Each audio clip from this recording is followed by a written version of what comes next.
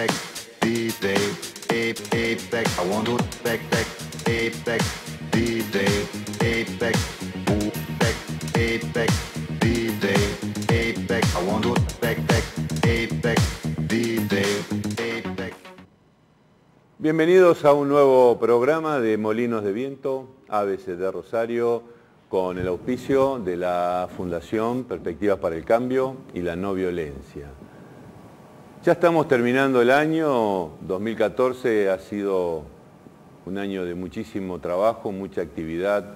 Así lo muestra tanto este programa como nuestra página en Facebook de Molinos de Viento, ABC de Rosario, que hemos intentado documentar todas las actividades realizadas. Y seguramente el 2015 será un año de muchísimo más trabajo, porque hay una serie de interesantes alternativas hacia futuro. Y como siempre, hoy tenemos una invitada para tratar un tema sumamente interesante, y ella nos va a contar qué significa la sustentabilidad. Es Variña Bollino, a quien presentamos. Hacemos un pequeño corte y volvemos para que ella nos cuente qué significa esto de la sustentabilidad y lo que ha hecho a través del mundo. Prevención y atención de adicciones. Consultas 0341-439-9540, 421-2302. ABCD.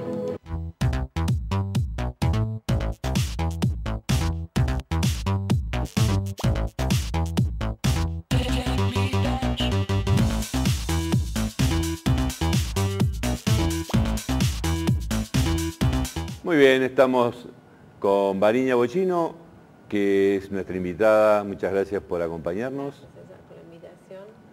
Y entonces contanos un poquito esto que has hecho a través de todos estos últimos años respecto a sustentabilidad, pero me decías también que has tenido diversas experiencias. Sí, una experiencia bastante larga y difícil de resumir. Yo soy rosarina, nací, viví y estudié en Rosario, y luego decidí, digamos, que hacer mi carrera en el extranjero. O sea que digamos que en 2002 me radiqué en el extranjero, estuve varios años en Europa, luego en Brasil, y finalmente nací. Trabajé mucho en la empresa. Dentro de mis funciones tuve que velar por la legalidad, soy abogada, la legalidad de la operación, y eso me fue llevando a poquito a ponerme en contacto con los asuntos de todo lo que es impacto socioambiental y más precisamente lo que es responsabilidad social, o sea, hoy en día también llamado sustentabilidad empresarial, podría tomar varios nombres. Entonces, a partir de experiencias concretas que fui teniendo como parte de mi trabajo, fui viendo que realmente había un valor agregado en hacer las cosas de una manera, desde la empresa, por ejemplo, más benigna, no solo con el medio ambiente, sino también con la sociedad. Y a partir de ahí entré realmente a involucrarme cada vez más en esos temas. Empecé a hacer varios voluntariados fuera de lo que era mi trabajo en la empresa, para organizaciones no gubernamentales locales, dando apoyo, trabajando en lo que podía aportar algo. Y hasta que finalmente decidí salir de la empresa para dedicarme exclusivamente a estos asuntos.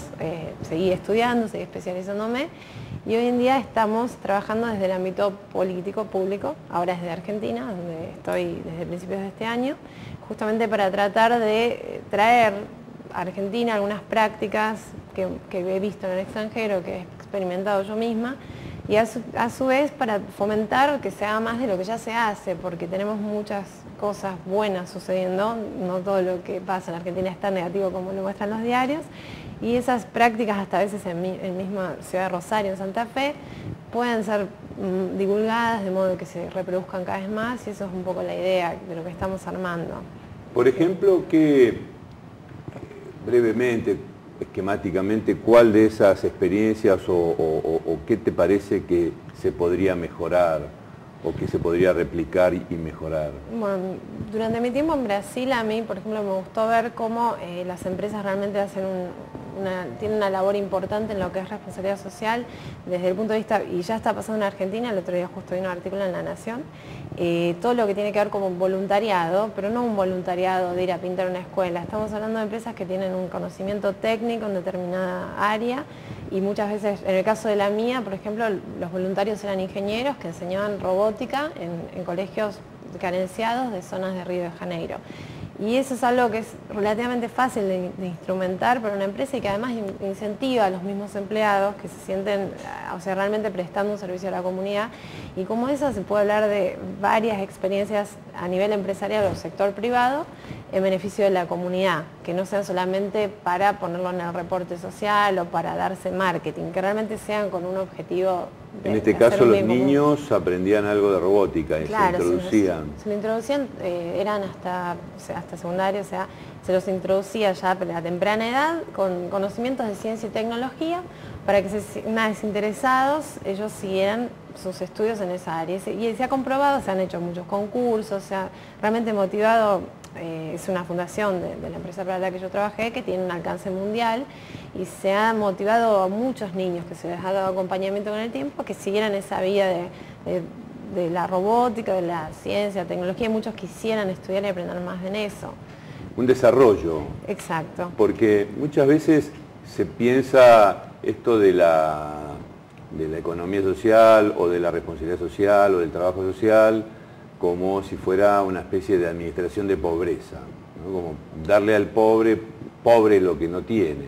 Entonces, intentando hacer una especie de asistencialismo voluntarista, más allá de los términos o de las palabras que se utilizan, y pareciera ser que en los últimos 25 o 30 años uno lo que ve que mucho de lo que se ha propuesto no ha dado muchos resultados, por lo tanto, lo que vos comentás, decías en un momento que estás haciendo una actividad política. Lo que vos comentás tendría posibilidades de canalizarse a través de esto. Sí, o sea, yo digamos que antes de empezar en la política me había ya acercado bastante a las organizaciones no gubernamentales existentes, tanto en Rosario cuanto en Argentina a nivel nacional. Muchas de ellas, y la gran mayoría, tiene un trabajo de más de 20, o sea, de mucha seriedad, de gente técnica, especializada y que en algunos casos llegas a tener 20 años de experiencia en la materia.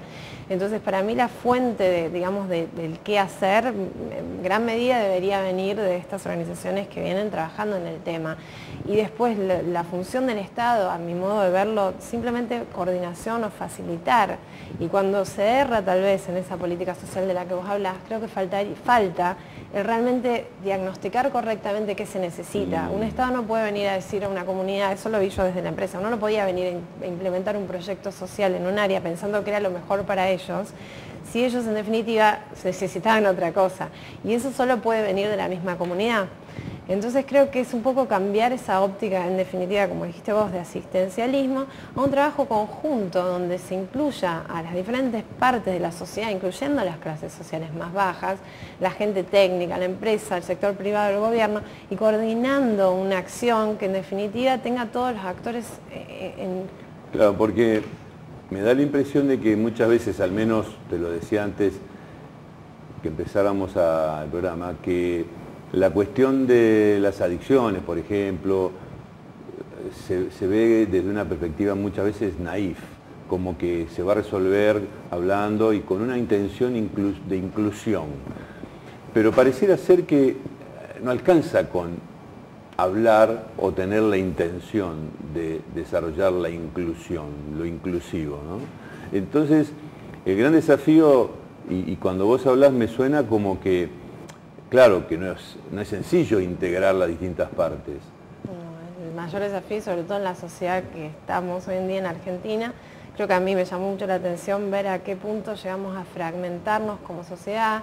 Habiendo vivido 12 años afuera, veo que hoy el gran desafío creo que es ese diálogo, esa articulación entre intereses contrapuestos.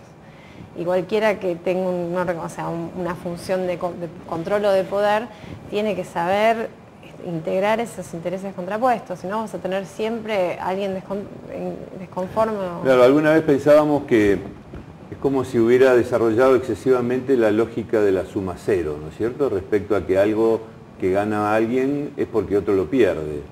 Y cuando esto se traslada a lo comunitario, a la cultura, a lo social, al barrio, a las familias que viven en una determinada zona, no es muy sencillo persistir con esa lógica, porque no son partidos de fútbol, son gente que convive y que seguramente en ese ambiente los niños y los jóvenes se crían.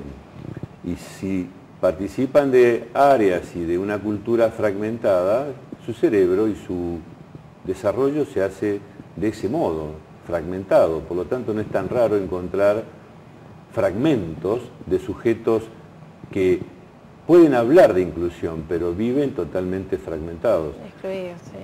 Y esto que vos decís de lo político, ¿qué hoy por hoy estás haciendo algo en este sentido? Hoy por hoy estoy trabajando como asesora de la diputada Gisela Scalia. Entonces lo que estamos haciendo, y es un poco también la línea de Gisela, ella apunta mucho a lo social y es muy abierta con todos los temas relacionados con sustentabilidad, es desarrollar proyectos de leyes que creemos que pueden beneficiar en ese sentido. Y estamos, por ejemplo, trabajando con lo que es biomasa, que a nivel provincia de Santa Fe hay un potencial importante. Cuando hablo de biomasa hablo desde residuos estiércol o residuos del agro, residuos silvícolas, residuos diferentes, inclusive residuos sólidos urbanos que pueden ser reutilizados con un costo bastante bajo para generar energía eléctrica en sectores donde hoy en día no tienen ni siquiera acceso. Y no solo tiene ventajas desde el punto de vista económico, porque está generando algún tipo de desarrollo local, pero además empleo deslocalizado de los centros urbanos, que no necesita mano de obra calificada. O sea, básicamente contemplaría todos los aspectos de lo que sería sustentable, tendría en cuenta un aspecto económico, un aspecto social y un aspecto ecológico, porque todos esos residuos ahora en vez de ser mal destinados y contaminar, estarían siendo canalizados para la generación de energía eléctrica.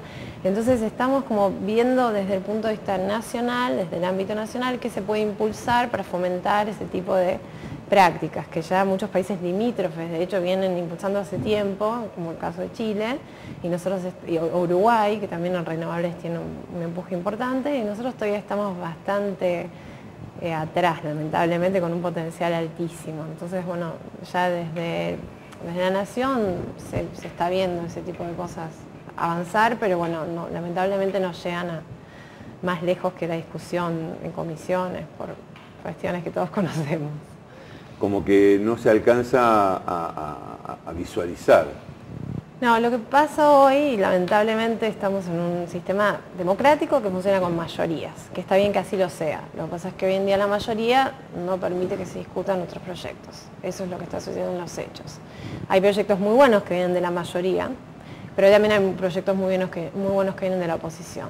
Entonces, para quienes están en la labor legislativa, creo que ese es un desafío importante, saber controlar la frustración en algunos casos y bueno, y también tratar de aportar, o sea, nada quita que uno pueda aportar con ideas a los proyectos existentes, pero hay muy poca discusión parlamentaria. Eso fue lo que yo he visto durante estos últimos meses.